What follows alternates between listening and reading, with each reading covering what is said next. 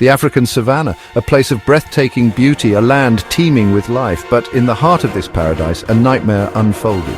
Tsavo, Kenya, 1898. The silence of the night was shattered by screams. Two lions stalked the land, their hunger insatiable, their prey man. These were not your average hunters. They were larger than any lion seen before, their manes almost non-existent. Whispers of demons in lions' clothing spread like wildfire. Fear gripped the hearts of men. The railway, a symbol of progress, had unwittingly entered their domain, and the lions would claim their due. Across the vast expanse of Kenya, a ribbon of steel was being laid. The Uganda Railway, a testament to human ambition, was pushing its way through the savannah, but progress came at a price. Two lions, their eyes burning with primal hunger, saw the railway workers as easy prey. Night after night, the lions attacked. Their roars echoed through the darkness, a prelude to terror. Tents offered little protection against their ferocity. The workers far from home were easy targets. The body count rose, 28, 35. Some whispered the number was far higher.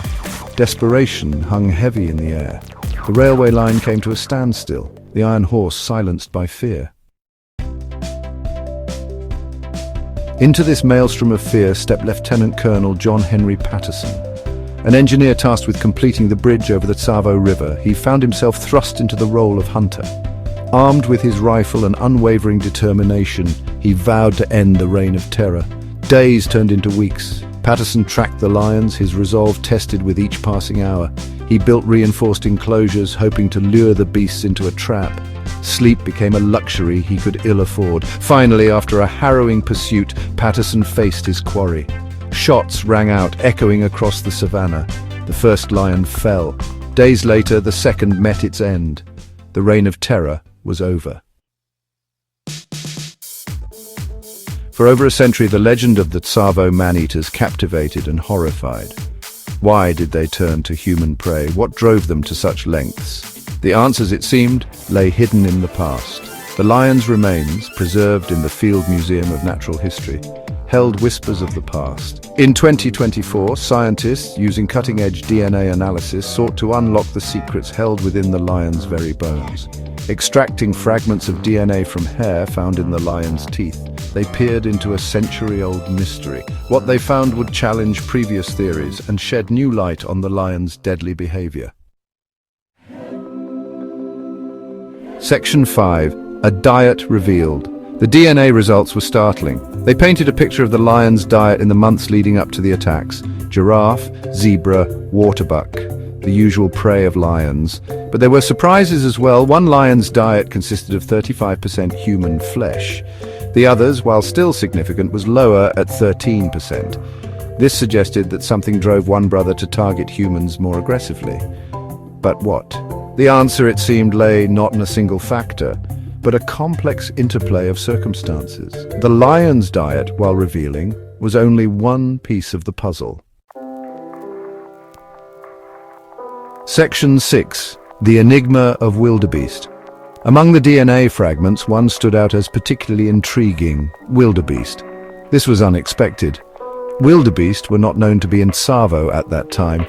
The nearest grazing areas were over 50 miles away. This discovery raised more questions than it answered. Did the lions travel vast distances to hunt wildebeest? Were there pockets of wildebeest in Tsavo that had been overlooked by history?